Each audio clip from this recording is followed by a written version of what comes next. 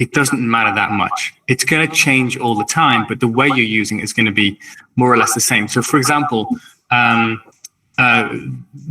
use Nano Banana today.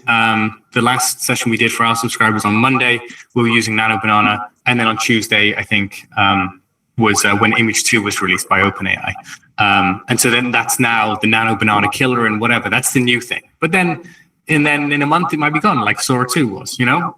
So it ultimately doesn't matter too much. Even when the models come and go, the genie is out of the bottle, you know? So for example, WAN here, WAN is open source. So anyone can use it. So no one's going to close it down. And it's huge. And it's had a ton of money put into it because it's owned by Alibaba, right? It's a Chinese model. But for example, Netflix's latest foray into AI is to remove things from a shot. It's called in-painting. They haven't developed their own model. They're using WAN, and they just kind of do a bit of extra tweaking, a bit of extra training on top of that. So ultimately, like, all of this stuff will change day by day, week by week, month by month, year by year, for sure. So it doesn't matter. The fundamental... Is Run Comfy actually doing something quite good by bringing a lot of things under one hood in one place? Because one of the things you're talking about there in a very fast changing industry that would be daunting is if I had to go off to another website, or, oh God, is this the latest one? How do I keep update to what the best thing is? And then I have to learn their way of, logging in, creating an account, like getting billed in a certain way. Now you've got 20 different people with my credit card details, well, does this centralize it, or? Yes, and there's a ton of places that do this, right? Like Envato will do it. They'll just, have you pay a subscription to them. You get access to different models. Artlist, for example, there's going to be 10, 20 more. The difference with Run Comfy, you can see my budget here that I've got, $26, and so that money gets spent per model that I use. So I'm not paying for a subscription here, but any generation I do is going to cost me, a certain amount of money. So rather than having to maintain multiple subscriptions, I'm able to jump around and use different models. And as we're going to see, you can then start to chain these things together. And so this would be like, or this as a more complex example, is a template that me and my team developed to create prosthetics that has pros and cons over using Kling, for example, and before we go any further with this stuff, just a reminder to, and also shout out to anyone who has recently joined. We want to get into actually creating makeup as soon as possible to have some exciting results. So I'm all ears if anyone's got suggestions of makeup that they want to see. I'm keeping an eye on the comments, and we've had some nice hellos and things like that, but we haven't actually had anyone suggest. That's the actor. You've seen the plates now, guys. Like we want to put something on the actor's face, and we're going to try and get it to follow the video. So yes, we'll probably do this front screen. Bear in mind, if no one suggests anything, Rich will make a suggestion, and they can be a little unusual. So, so let's see. But ultimately, what we're aiming for is just is a reliable way of controlling AI to the maximum extent that we can, and that isn't dependent on whatever the latest model is. One of the reasons why we focus a decent amount on teaching the theory of AI, of what it means to work in latent space, is to strip back all of the hype around it. Not that it shouldn't be hyped; it's an incredibly powerful tool. It will change filmmaking forever. It is doing it. It will change a lot of things forever, but it's in the interests of our tech overlords to make it seem like it's going to be massively more powerful than it is, and that everything is going to change tomorrow. And that's not the case. The time to start learning it, I would say, is now. But we're not finding that it is replacing any traditional filmmaking techniques. It's not. You can even use AI for an edit, but there's no massive need to. As a human being, you're perfectly capable of understanding where to make a cut point, for example, or why you might want to push something a little bit darker or lighter. So what we're finding is that a lot of people will join us because they've been playing around with AI and they find the limits of it really quickly, and they've been promised something that it can't do. And what we're actively looking to do, not only in teaching, but also as a team of professionals, is to go, how can we develop it? How can we actually use it in a reliable way? So So let's start with actually applying some makeup. We've got a few suggestions now. So a couple of people have seemed to be really drawn by the actual zombie like effect. So it's almost like a walkthrough of that would be sort of like, well, we're saying we got there, how did we get there, sort of thing. Mm-hmm. There's been another one which is to reveal a little bit of sort of like mechanical like sort of structure like through the skin or something like that. Right. So sort of transparency skin, sort of with that sort of veins coming through and things. So I guess anything around that is gonna. Okay, so let's try a few different ones and see where we get. So I'm using Nano Banana. There are a few different models, by the way. I've raced ahead a little bit, so let's come back here. Just trying to like mute everyone. Like as people join, they're not muted, so I'm just trying to chase that down. I think. So under Nano Banana, you'll see a whole bunch of different models. So these are fundamentally different things. And you can see, so for example, here, that's Nano Banana 1. Here, this is Nano Banana 2, Nano Banana 1, but Pro. So here we're using Nano Banana 2 edit because we want to edit an image, right? Now, the nice thing here is, because I have Gemini on my phone, for example, and Gemini will use Nano Banana as its image generator. But if I'm doing that, then if I want to turn it into our actor into a zombie here, for example, it might be put off by the gore, or it might even be put off by the fact that that I'm changing someone who is, a real life person, and it might just tell me, no, you can't do that. Now, the problem that you have there is you have two layers of two barriers that you've got to work through. You've got to work through Gemini to get what you want, and then you've got to work through Nano Banana's own barriers. Here, we're stripping out anything else. You're just going straight to Nano Banana. Now, if I ask this to give me a naked person, legs akimbo, whatever, it's not going to do it. If you want that, go to WAN, because WAN will do it.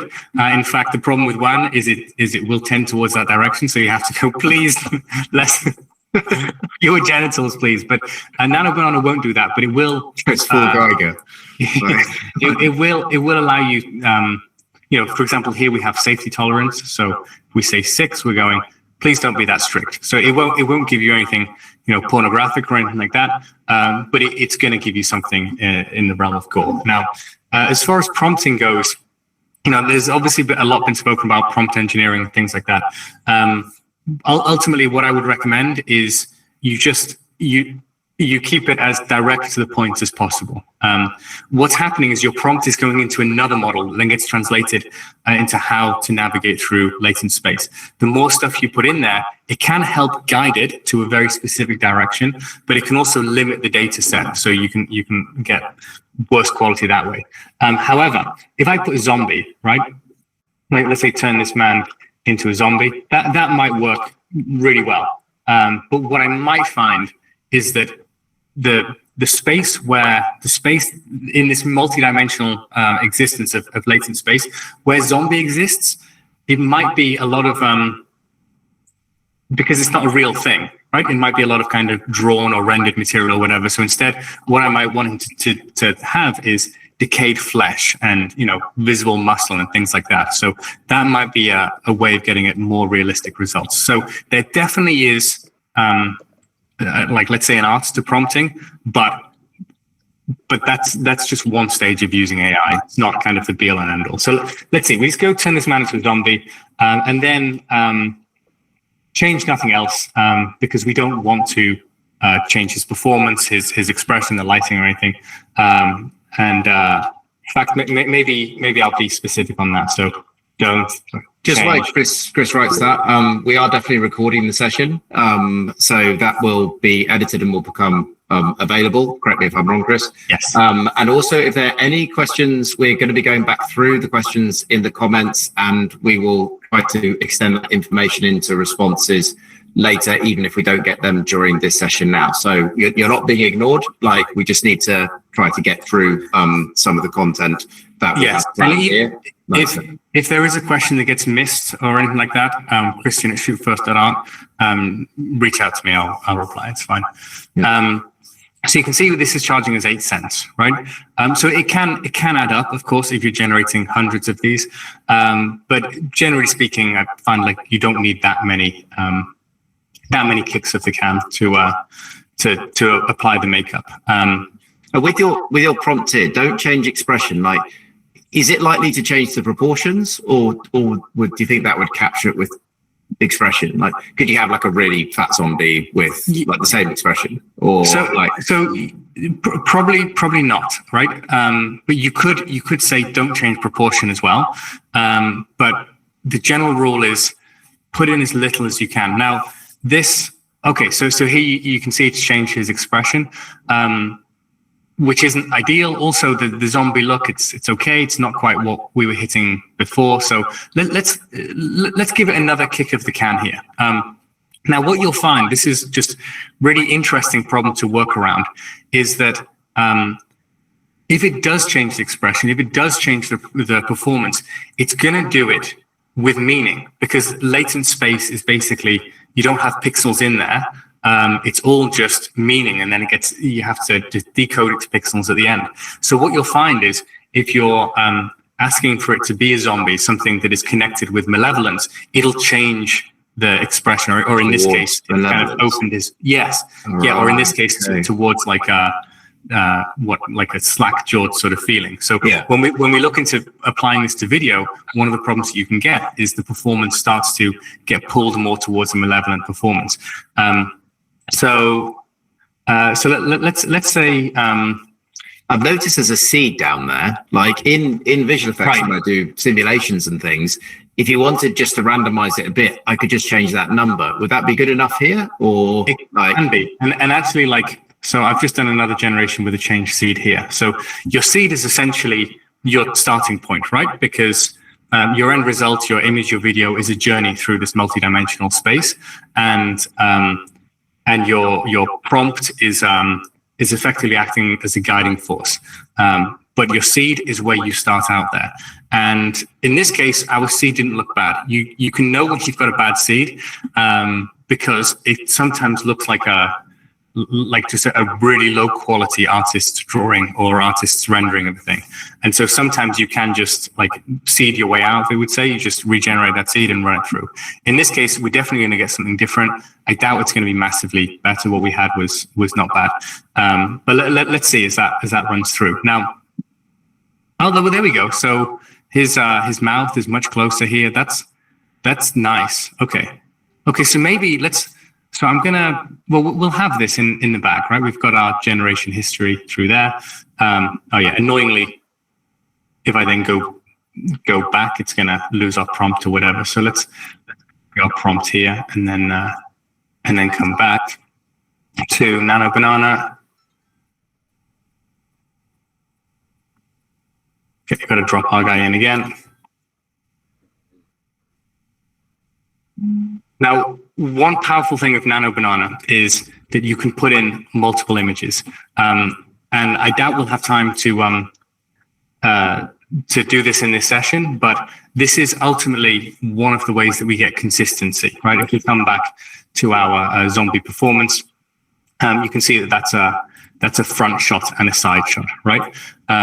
So the basic process is this. You have an image, right? Doesn't matter what software you're using or what model. It could be Nano Banana, could be something that just got invented tomorrow. You're taking that and then you're combining that with a video performance.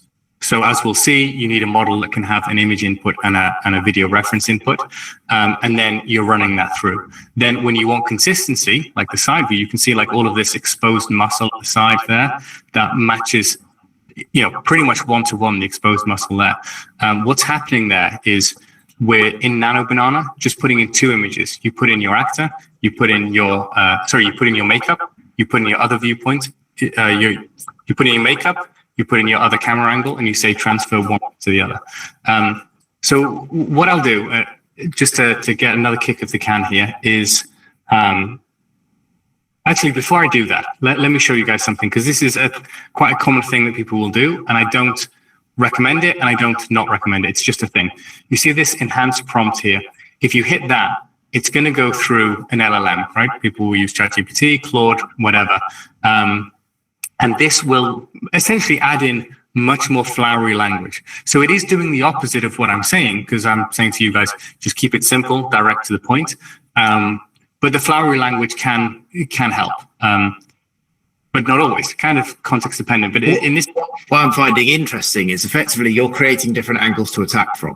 So you're saying like if you enhance the prompt, then you might sort of push it in a certain direction. If we change the seed, because we don't have absolute control, because you mentioned that example at the beginning, if you're on a mountain shouting at your kid, like, don't go that way, that sort of thing. What we need is just different approaches that might push something. Now, there's actually a really good question in the chat, which is like, if you recorded your prompt, your images and your seed number, and then came back a day later, would you get exactly the same result? Like, can you hold on to something that way if you do have something you like? You can? Yes. Oh, yeah. See how that's worse. But that could be. Well, we know this isn't a dodgy seed, so we could try reseeding it. But in this case, I think it's just the prompt is sending us haywire.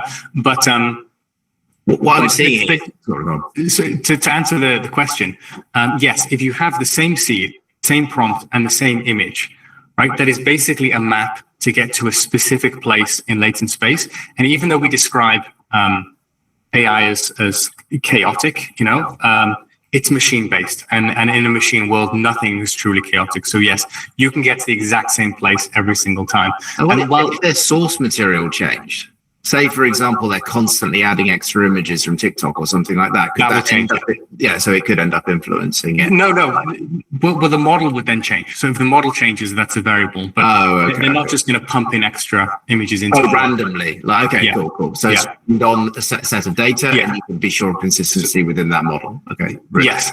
So this looks complex. It's not as complex as it looks, but this is kind of the under the hood way of getting to the same result. So here, for example, this is let me switch this to English. Just a casual flex there that you're bilingual. Like. Okay, so basically here we're loading in a model, which in this case is a stable diffusion, and here this is a prompt. So we are going towards very old man. So here, when we're using a prompt in this space, this isn't going to an extra model, right? When you use a prompt in Nano Banana, it's going to another model to decode what it is you mean. Here, it's going directly there. So we basically want to keep this very simple. So we say very old man, and then these are all the kind of things that you don't want. Move away from, missing fingers, out of focus, low quality, so on and so forth. But what we do here is, so this is our image input, and we generate what's called canny, right? This is Tron, this is 80s tech, right? It's just basically detecting the edges of this actor. And then what we're doing is we're using this as control net. So we're saying so this is a control net, this is the generator. We're saying when you generate, take the prompts into account, the positive and negative prompts, and take the control net into account. Therefore, don't deviate too drastically from what we've put in. So this is kind of like a fancier way of constraining it to your actors proportions. And this, I show you this, like, this is one way that occasionally we'll do it. We'll just use whatever works. That's, you don't need to be too clever about it. If it works, it works. That's a, kind of golden rule in film. But essentially what we're doing here is an entry point for you guys to understand how AI is being used by professional filmmakers.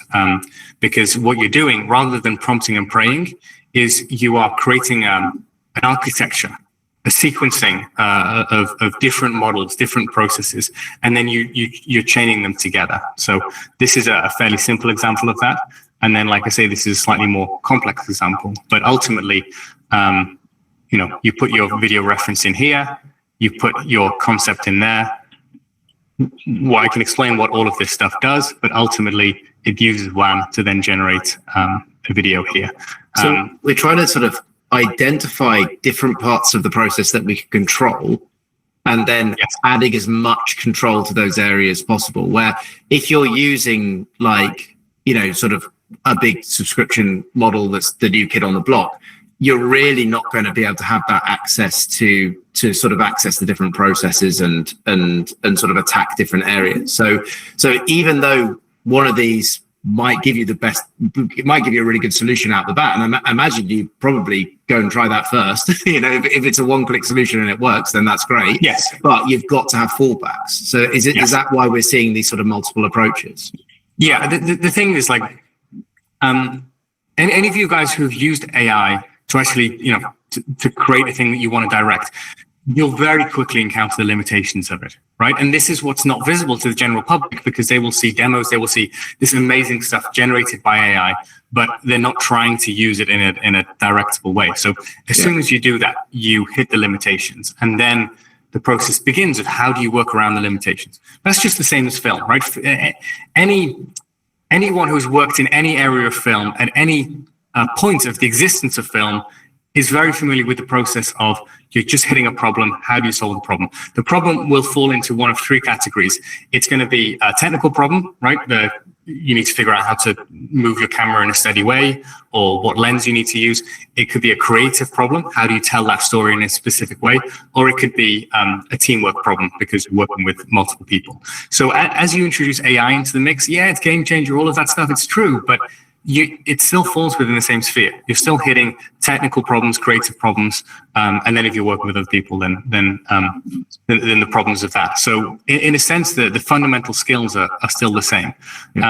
We've got a couple more questions filtering through, Chris. Like, I mean, so first of all, can we get this template? Like, what's the approach? So is this all available somewhere, or? Yes. So this is we're making new templates all the time, right? So the one that we'll release next week, I think, will be a masking template. So those of you who are familiar with any editing software, for example, Resolve has Magic Mask. It's an AI way of masking. We basically have a slightly more advanced version of that, and that's what we've recently developed, and we'll release. We have templates for in painting, for example, if you wanted to remove him from the shot completely to replace him with a little robot. We have templates for that. So for all of our subscribers, they have access to the templates and all of the new templates that we create. We've actually had some really exciting things where people have worked with the templates, and they've commented about, like, things that they're excited about and things, and then that's fed back into the development of the template. So it's like a little community driving all this forward, which we've really enjoyed that side. Yes. So. You kind of want to find the limitations of it. Having said that, but there's obviously benefits to joining our platform. But what I want to show you is also ways to, you don't need to be dependent on our templates.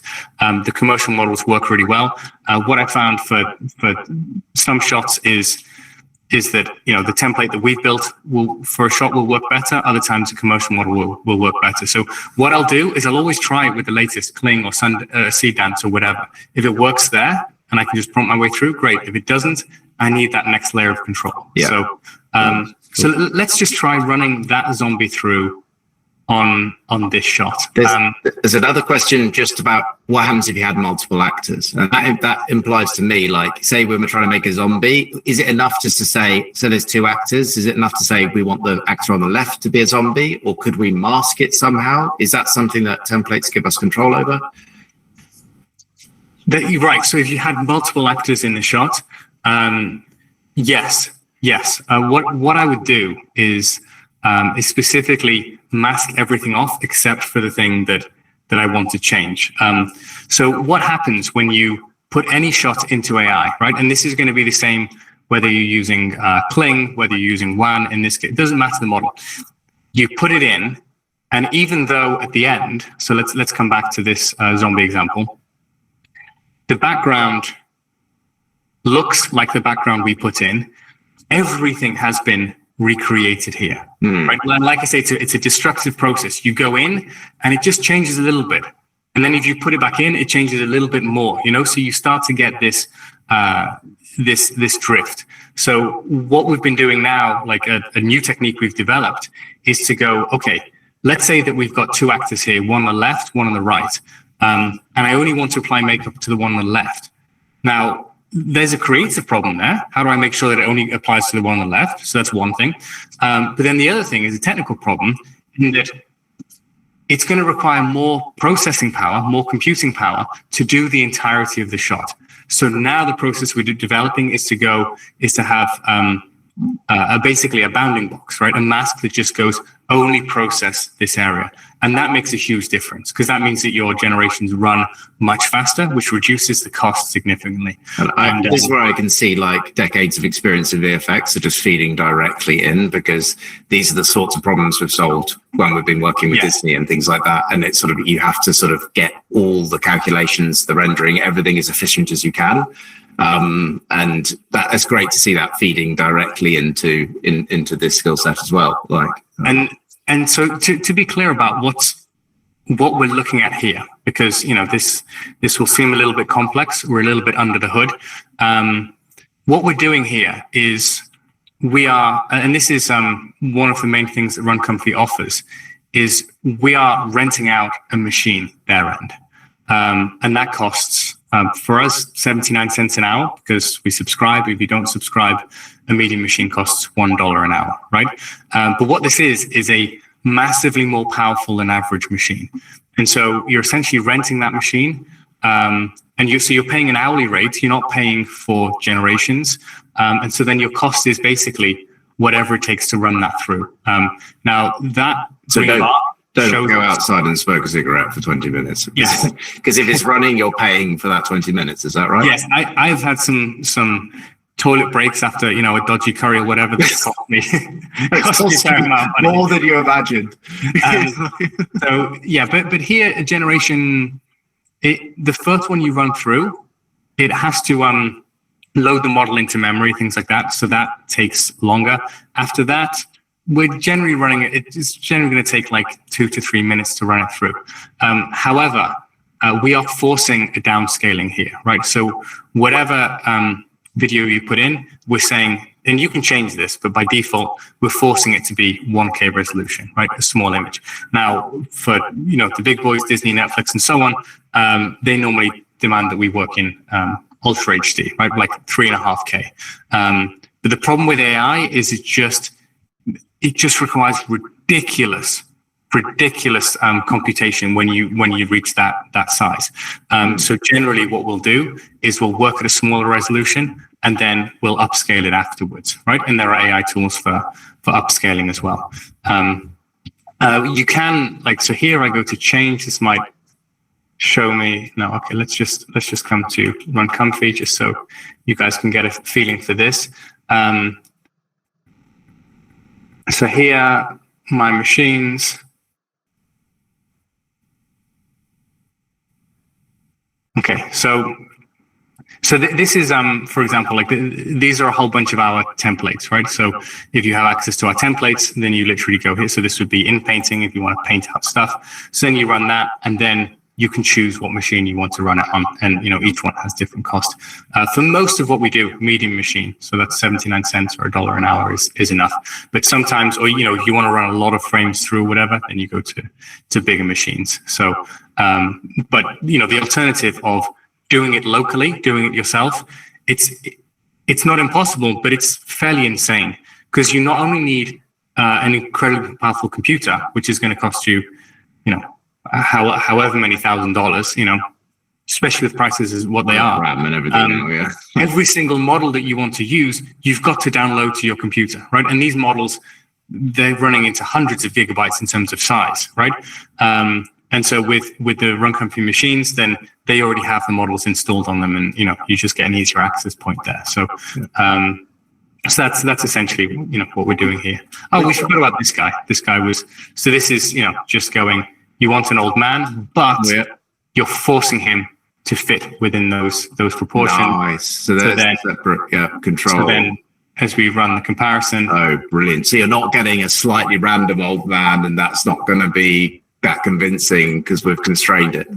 Yes. Okay. Yeah. That's really cool. But the thing is, there still might be changes that you don't want there. You can see how the background has gotten kind of noisy. So generally what I'll do This is telling me that I've only got 10 minutes left on my machine. That's fine. But if I wanted more, then I could just extend that, and I just have to pay for, whatever I extend it to. But generally, what I will do here is I will take my original image and my makeup, and I'll go into Affinity, and I'll paint one through to the other. So if we, I think I've got Affinity loaded up, so I'll load that up. For those of you not familiar, Affinity is the free version of Photoshop. And if you are familiar with Photoshop, but you don't want to pay the Photoshop subscription anymore, I would recommend Affinity. I haven't been using it that long, but because a lot of the layout, the shortcuts and everything are really close to Photoshop, then it's a very easy transition. And if you're not familiar with Photoshop or Affinity, then just, I recommend just dipping your toes in the water there. So this is a generation that we did in our Monday session. And so here, if I remove that mask, no, come on, hotkey. This is the slight problem where I'm used to Photoshop. There we go. So this is what was generated in Nano Banana, right? This is the actor. You can see the subtle differences there. And we don't really want those. So what I'm doing here is, this is the mask. So this is basically saying only reveal the areas of white, right? So this is just me quickly painting there. And that means we're only taking the areas that we want, and we're doing minimal changes to the rest of it. So in this way, you can get a real one-to-one match, and that's what you want before you put it in. We're going to use this image to drive a video. Is that right? Yes. Is it? Yeah. So if that image is, I imagine you're using like the first frame or whatever the best frame is to use from the video. So if what you provide, it starts to deviate from the video, does that affect its position, its ability to then map it to the video? Or yes. Now, you don't need a pixel to pixel match, right? The image is essentially a recommendation. Move towards this direction. Right. Okay. In visual effects, if you were doing something like surface tracking, that's traditionally how we've put tattoos and scars and things like that on. It's essentially bolted to the surface, and you're getting a one-to-one match. When you're using AI, it's a recommendation of like, this is the direction to go in. But, for example, if your actor is not in frame for the first half of the shot, then there's nothing for it to reference, and that's okay. It's basically there if you're essentially saying go in this general area. Yeah. Right. And again, it's weird because in latent space, we're talking about meaning. So the image goes into the model, right? It gets encoded into the model. It then extracts the meaning from it. Okay, we think this is kind of old. We think this is kind of photorealistic. We think this is that. And then it chases that. So in exact process. But let's see where we get. So here I'm. Sorry, Rich. Let me finish this thought, just because then we can set a generation going. So here I'm using Kling. I could use Kling in Run Comfy, but they don't seem to have they're on version 2.6, and the latest Kling is 3. So here I'm just using the actual, just going directly to Kling. By the way, be very careful if you are subscribing to the latest and greatest AI. There are a lot of kind of fakes, right? So, for example, when Seedance 2 was very popular, there were about 5 fake Seedance websites. They might use the same model. They might be using Seedance. It might not be a total scam, but all they're doing is an API call. They're just calling that model and charging you more than Seed. Yeah, right. Yeah. So just a thing to be wary of. But anyway, let's finally apply some makeup, and this process is really simple, right? So image upload. So we've got our zombie image. It's called new zombie, and then video upload. Select from history, just because I've uploaded this guy before. So that is.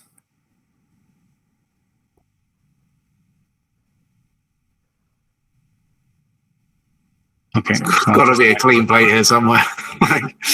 Video upload. So this is. When we say clean plate, we basically mean something without any post-production work done to it, right? Yeah. So this is our front screen. And then I need to put in a prompt. So a zombie screams. And then we generate that. And I'm not going to guarantee that's going to work. But but it's going to give us data, right? And then based off of what it does, so you're not telling it to. It's going to produce a video, but you're just giving it the image and not referring to the image. Like wouldn't you want to say like use the animation or the movement from performance from one and because the other, or because that work has already been done by Kling. They know if you're putting in a video. Okay, cool. But it's like use that to drive it, right? The thing that you don't get access to in this or really any of the commercial models is basically like let's say a dial where you want to say follow the performance really closely or don't follow the performance, just have it as an inspiration or whatever, right? And I guess that Run Comfy, your templates do have a dial? In some degree, yes. Yeah. But in others, no, because it depends. Like, because you could, for example, access Kling right in here, right? You could bring in a Kling node and drop it in there. But the only control that you're going to get is the control that Kling allows you to get. So you can't kind of crack that shell open and get inside of it, you know. And for example, like C Dance, for example, will be more restrictive in the kind of content that you create. You can't crack it open and be like, oh, but I know you have that data. They do have the data, but you can't necessarily get it. So there, if you want like a guy's head exploding, then WAN is going to probably be your go-to model for that. So we're generating on Kling at the moment, are we? I'm just trying to keep generations going as much as possible. Yes. So this is our WAN generation. That's awesome. Right. So yeah, this was taking. So let's open up our. There are a couple more questions. Like when your brain has enough free RAM, let me know. I need to upgrade to a better machine. Yeah, go on. So can background plates or blanks be used when making an AI shot? Like, so I think the angle on the question might be like, if you had a clean plate or something, could that help? Or maybe could you shoot a clean plate and put it behind an actor? Like that kind of becomes like a masking problem, maybe like merging it in with traditional visual effects. Like, yes. Well, what you can do. So let's say that the actor is gonna. I'm just trying to think when we would want a clean plate in this example. Let's say that the actor was much more emaciated, right? Or the makeup was. So we'd actually sucked out volume of, and he'd lost all of his muscle mass because he's a zombie. So then what's going to happen is you're going to reveal areas of the background that weren't in what you filmed. So there it's going to need to make it up. So like we were saying, the process is always just throw your dart at the board and see if you hit something, right? Go into Kling, see if it works. The more technical process, if it doesn't work, is you basically create a clean plate for the shot. And Nano Banana can do that, okay. We do have our own template for it, but just, you would just remove the actor from the shot in some way. And then you would then take your performance, however you're generating it, and then you would use a masking template or a masking tool. So for DaVinci, it's only available in DaVinci Studio, but that would be Magic Mask. Or we, like I say, we have our own template here, and then you would use that to mask him out. And so you would effectively chop him out of the background, and then you stick him on the generated background, right? So you're doing two AI processes, cutting one out and putting it over the other. Okay, and like you say, Rich, there's a huge overlap with traditional visual effects, because when you're doing visual effects traditionally, you just separate everything out into layers, right? So if we wanted to change the background completely, then ideally you change that and you change the actor and then you layer those two.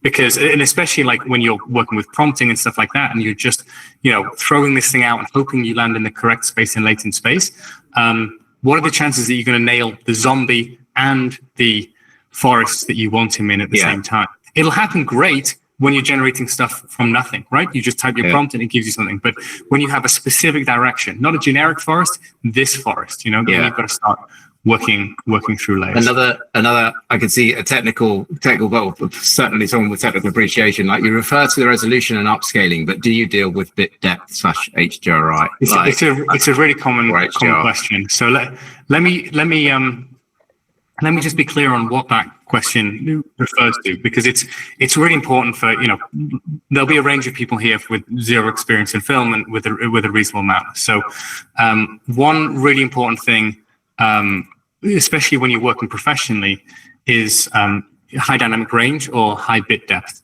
And what that is when you're filming or when you're doing a digital render, it's the same idea. The human eye can only observe so big a range of color, and a monitor can only show a certain range of color as well.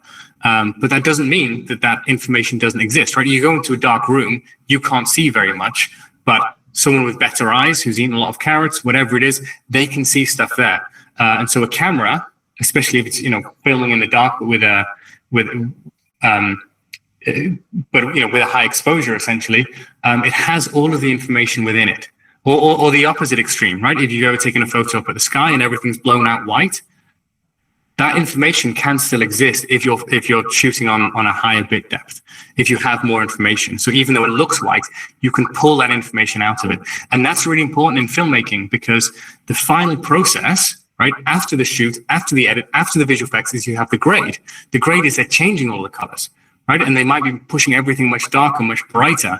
And in order to do that, they need the bit depth, and AI kills it. And I don't think AI is going to find it, because the problem that you have with AI is you're working with massive amounts of data. It's very expensive, even at a low resolution, computationally expensive. I mean, even at a low resolution, to do something like in painting, for example, right, we're painting out an object at a low resolution, very expensive. So to do it at a high resolution, even more so, to do it at a high resolution and at a high bit depth, right, to get even more information, it's just like catastrophic numbers.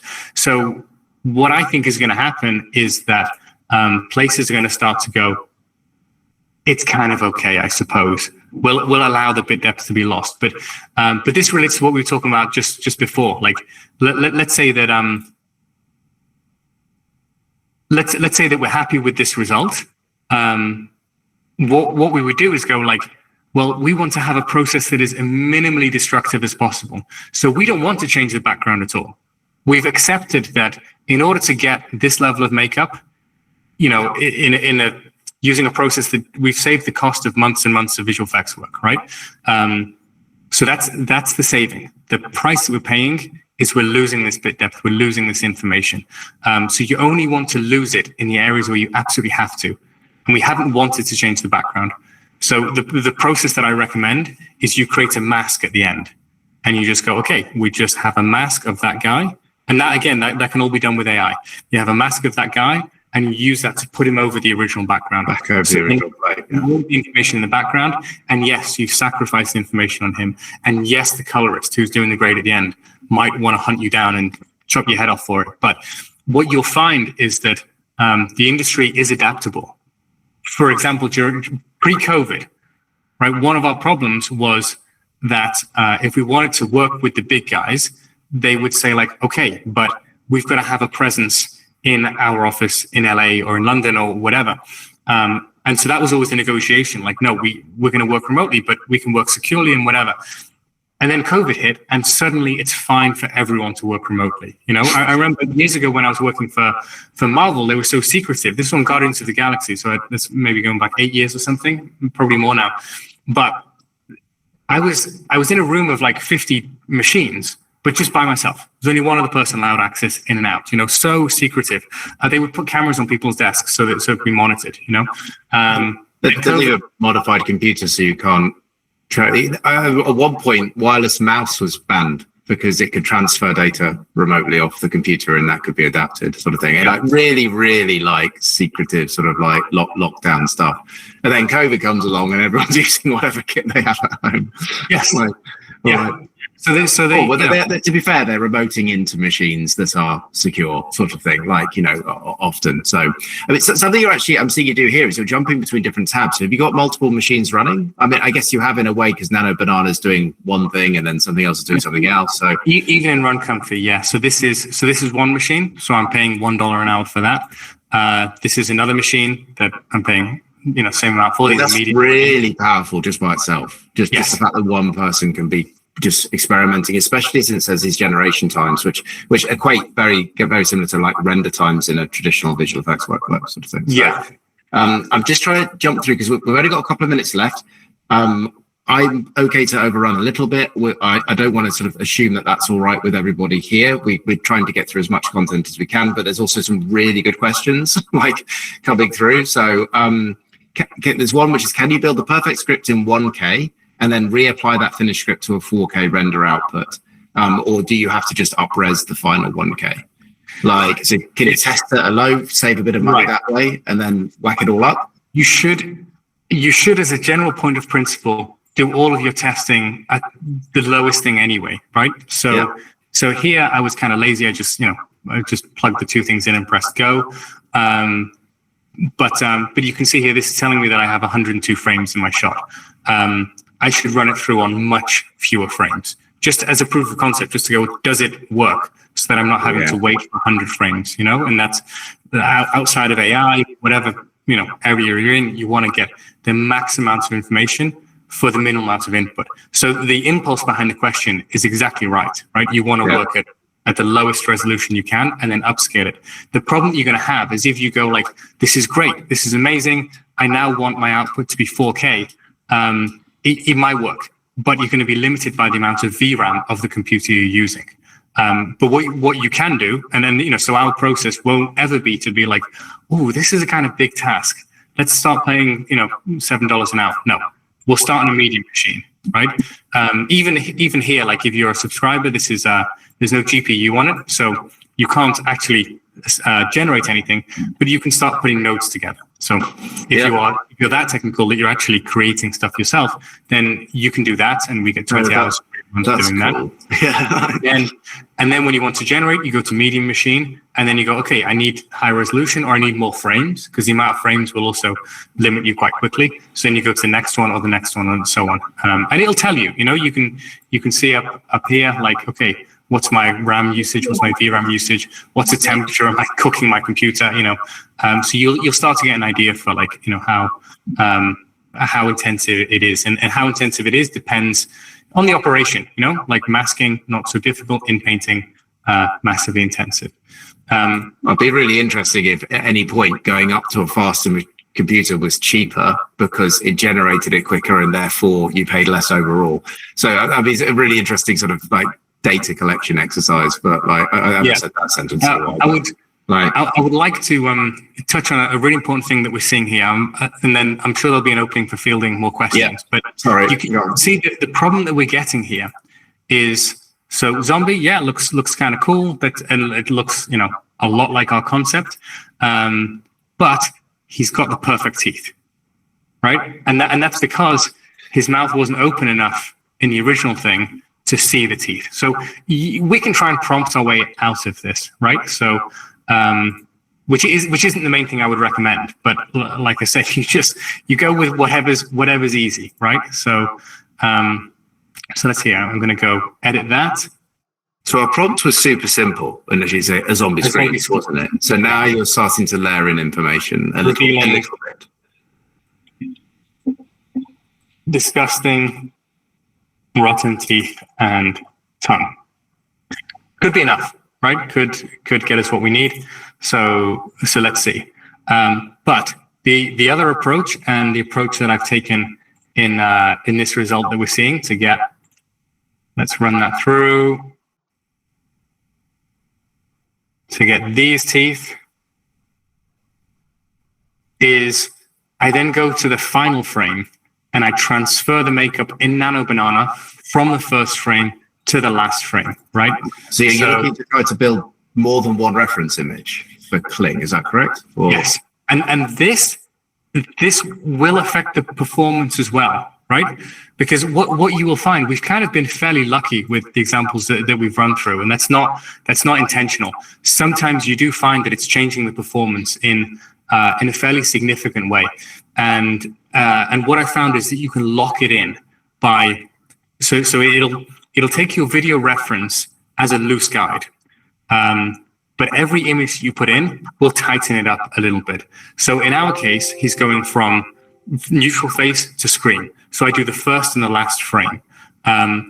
But if there was something else in the middle, if they were turning their head, for example, then I would also put in that middle frame. And actually, this might be too many generations ago, but no, here, this is it, right?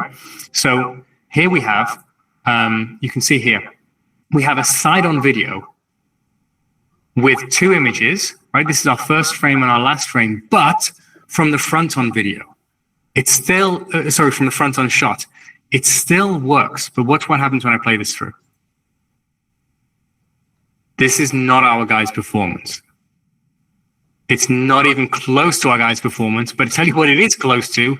It's very close to the performance of that image. So that gives you an idea of how much of a pull those images are putting in.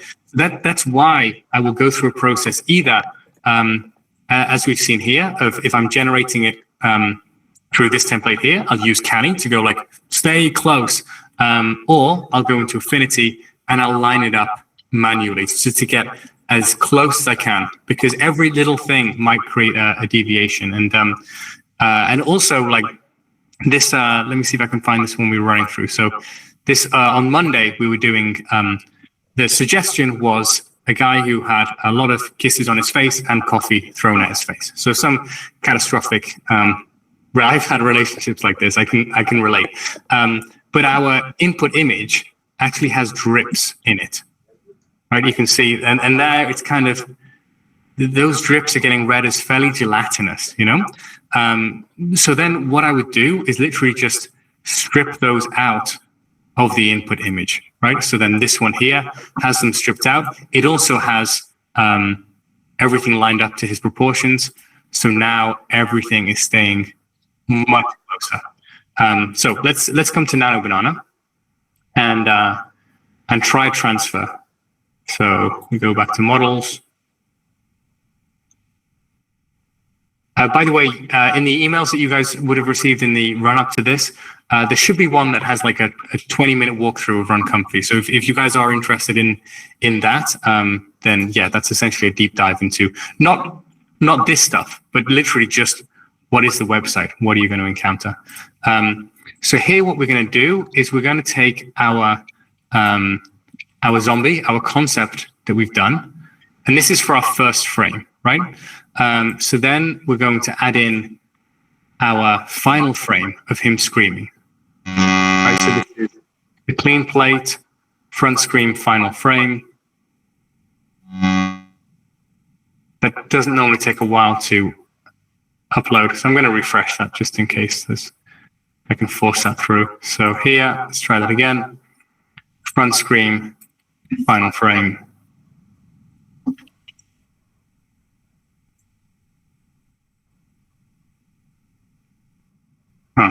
Okay, that's presumably a problem. Presumably a problem their end. So let me just bring up a previous example to show how that would have worked if it had worked. So here. Have a whole bunch of examples here. So let's...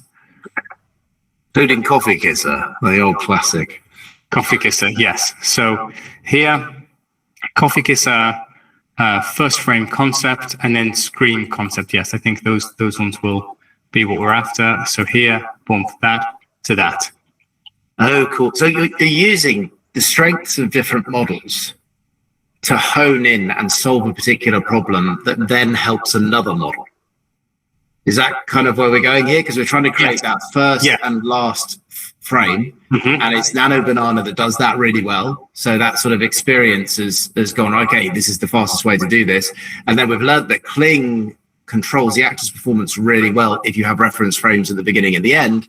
So we create the perfect reference frames with one, feed them to the other, and we're starting to solve these problems in isolation. Yes, that's exactly it. And that's ultimately like what using AI is, you know, at a level where it's controllable, right? So what the AI companies are trying to give you, understandably, is a one-click solution. I want that, please. Okay, then you get that. But what that strips back is the directability. So what we're doing is actually going, no, I don't want all of that, right? You model, for example, SAM3 segmentation, right? This is a model made by Meta.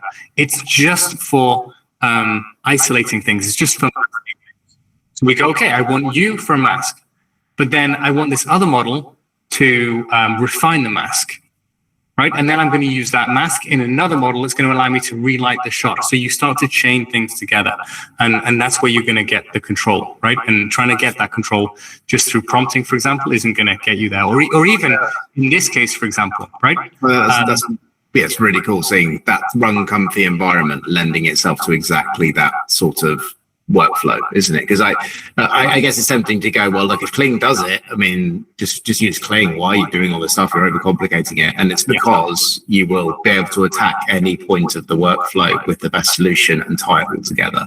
Yes. So, but I guess if Kling does it, just start with Kling, try it. Like, because you don't want to be doing things unnecessarily complicated, but it's great having this sort of more in-depth granular approach. Yes. Right. And in that vein, I just want to show you, so here, for example, this was us taking kind of Rambo style makeup from the front view, mapping it to the side, right? So that's just going to Nano Banana and saying, Nano Banana, please give me that side view. But this is what it was giving me. And I'm like, please, dude, that's not the same thing. That's not uncommon, right? Yeah. You're getting a different thing. So, and at this point, it can become very frustrating because you'll try and reprompt it, right? Oh, please change that. Please change that. By the way, one thing, if you are using models through ChatGPT or through Gemini or whatever, I would recommend not just trying to reprompt it as part of the same conversation. Just start a new conversation, especially if it's saying, I won't let you do that. That's outside of our regulations. You go, okay, start a new conversation and it's fine. But you can't always prompt your way around it, right? So the way I would solve this problem requires some knowledge of playing with 2D images, but not a crazy amount. Basically, what I do is, so this is our clean plate. I just scribble over the top. You can do a clever like edge detect thing, but I generally just go over the top there to give me a guide. So now when I turn that on here, I can see where my guy is underneath. Another way of doing that is you just change the opacity, but it just hurts my brain to look at the two things at once. So I just want to see, this is my generation, and I want to see where it should be. And then I can use, this is most commonly what I'll use is Liquify. And that will allow me to just drag everything into place. But even, his eyes are opened here. The eyes on our reference are closed, for example. So there's no way I can, if I'm insane, yes, I can try and use Liquify to close his eyes, but that's not going to play nicely. So at that point, that's when I layer in a mask and go, okay. So you're just trying to get this to be the best reference frame to help Kling at the end, is it? So the closer we get it, the more true it's going to stick to the performance. Yes. So what I would recommend for people who are comfortable with this process is so here what I've done is I've created a mask that's all black. That basically means kill everything that I've overlaid. But then what I'm going to do is just paint in the areas that I want. The advantage is that I know if I'm changing something accidentally, I can see it happening, right? And then I'm like, no, I've changed that. I don't want to change it. So it means that I know what's being changed and what's being not. So here I can see the forehead isn't lining up. So I'm painting that out. And there I'm just going to apply the makeup. And so to shoot first as a subscription, explore these sorts of skills as well, because it seems like you're chopping and changing quite quickly from like decades of experience between different solutions. So is it like an overview of these things as well as the AI?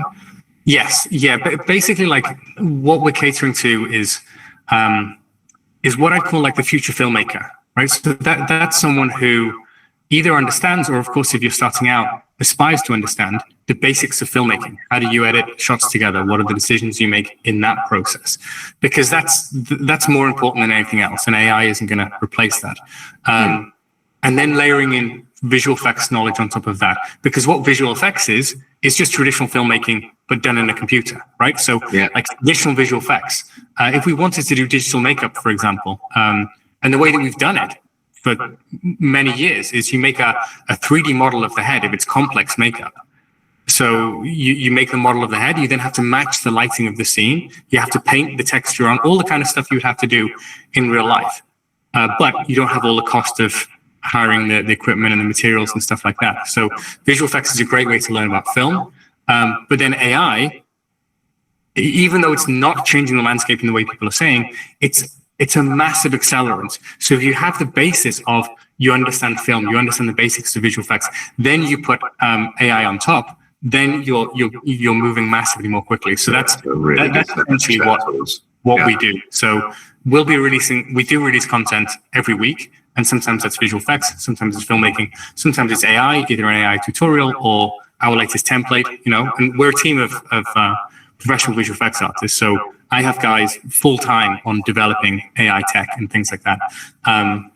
So yeah, and then the goal is to propagate that through to anyone who wants to learn at the most affordable price that we can. That's the whole idea, is to kind of democratize it. So that's why we're making the switch to Affinity instead of Photoshop, because that's free.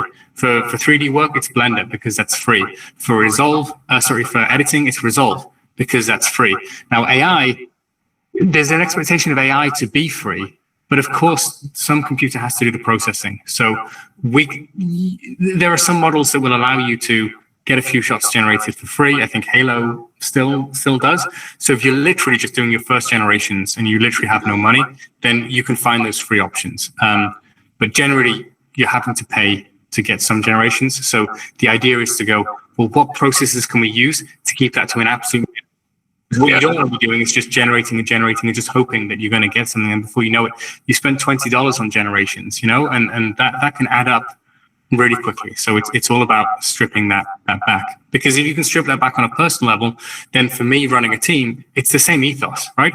So yeah, even if we're doing like a $100 million film for Netflix, I still have to how do I strip all of that back as much as possible so that we can be competitive with other people? So it's the same thing, just different scope. Cool. We're at quarter past. Just to keep you aware of sort of how the time is moving. We're through a lot of the questions, and I say we have I've already copied all the questions out into a separate document, so we will be reviewing them, and then there'll be information released if you haven't had your question directly answered today. The team has different people in it. Some are more technical, some are more creative. So we'll get the best mind for the question, and we'll try and get something back to you there. Is there anything else that you plan to cover, Chris, or anything else anyone's desperate to see? I will Run Comfy's not allowing me to show this transfer process. So let's use our imagination and say that we've got, so what we've got to imagine is, because what we're aiming to do here, right? We've got our screaming shot. So let's come over to Kling, and this is our latest generation. So we've got this. Okay. So this we haven't seen yet, right? But this is saying a zombie screams, revealing disgusting, rotten teeth and tongue, and it just hasn't done it. So this is the kind of situation where if your only entry point is prompting, then you just try and find another way. You try and trick it, right? Now, a couple of different ways that you could do this if you were being smart about it. One is you could go, do you know what? I'm going to take the shot into Resolve or into an editing software. I'm going to reverse it. I'm going to play it backwards, because then you can see the teeth and tongue in the first frame, and I'm going to apply the makeup in the first frame. Unfortunately, what you're going to find is in our video, his eyes are tight closed on the final frame. So then what you're going to lose is those kind of that cataracty feel. So so reversing the shot, it can be a really useful way, right? Because you're making sure that at the start, you're showing all of the information that you need to. But in this case, what you're going to do is the process that we've described, which is where you're going to take your makeup of your start frame, and you're going to, in Nano Banana, apply that makeup to the end frame. So let's come down to one of these zombie examples and see what that looks like. So here, I think, no, not that one. So let's come up here. I think this is potentially the one that I've used in the final edit. Yeah. So here, this is exactly the process that that we've been describing. So we have that base input there. We transfer the makeup to the side. It didn't work great. It worked pretty well, right? I mean, I'm saying it didn't work great. Like it would have taken me hours of work to do that manually, but it didn't quite line up. So then I took that into Photoshop and liquefied it to line up, right? So there are a couple of extra steps there, but that gives me these kind of constraints of the first frame and the last frame. You will see that I was a little bit lazy in my Photoshop work. You see that little floating thing there? Don't know how visible that's going to be. Yeah. I had a little bit of it directly across. Like, I accidentally painted in a little bit of the actor's tooth, and you can see it's just the AI is just trying to interpret it as something. But that's actually reassuring that it's trying to say that true to what you provided it. If you get what I mean, like because otherwise it could be just skipping off and doing something quite different. Like and that's of course fixable by just adjusting the base image. The problem is if you don't have exposure to the seed, which we don't have exposure to here, then even when you put in the same performance, the same images, and you run that through again, you're going to get a slightly different performance. It's unlikely to be massively different because you have fairly strong constraints of your video and your images, but it will be different. So that's where it's useful. Any model that's giving you access to the seed. So if you get some generation that you really like, some effect that you really like, it's worth copy and pasting that seed over. So to get this result, the prompt is literally just transfer makeup from image 1 to image 2. Don't change proportions, expression, lighting. I think it's probably that. So something like that. Like I say, we share templates and things like that. I don't share prompts. So I see some businesses where it's kind of useful. Like if you want a business coach, then they will give you a prompt that is like 3 or 4 pages long, and it gives you a very specific thing. For what we do, yes, like we've mentioned at the start, there is an art to prompting, but certainly not to the extent where I would be like, guys, you've got to use this prompt. Like that's just not how any of this really works. So anyway, I think that kind of touches on everything that I was hoping to touch on. So let me know if there's any questions that one thing that's worth touching on here. I lost my time there. So let's see. I think I've lost my time. Do I have? I don't. So this is the thing, right? Because I'm using someone else's machine, it was giving me warnings, right? A little whatever, that my time was running out, and that's fine. I've let it run out, but I've lost everything. There's not the end of the world, right? Because we actually have a consistency in our template. So that zombie that we saw that was generated here, all I need to do is to put in the same image, the same video, and the end result will be identical because it's the same seed. But it's just something to be aware of. You're working on someone else's machine and they've basically turned it off. But if you'd saved it before it turned off, you'd be able to come back to it. Yeah, it's not. Yes. Yeah. Yes. So you can save it, and if here I go to my workflows, then just if I save it, then I can just save multiple variations here and get access to them later. Okay. So well, do you know what? Let's wrap it there. I just thought there might be some other stuff. There's one question at the end that hasn't been, which is like, how are you getting high data rate outputs? Every model I use exports highly compressed MP4s. Like, is it just the environment that you're in, or is it like?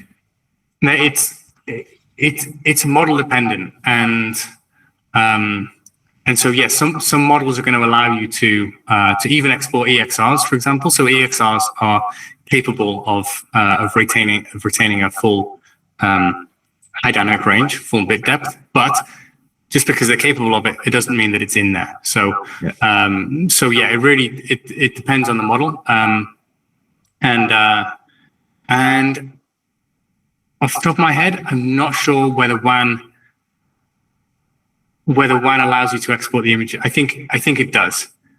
I think it does, because even if it doesn't, I'm sure there is a way of, yes. And I've never done this myself, but Eddie, who is the guy leading the R&D in our AI stuff, he definitely has a way of kind of pausing that video before it gets compressed to export everything out into individual images.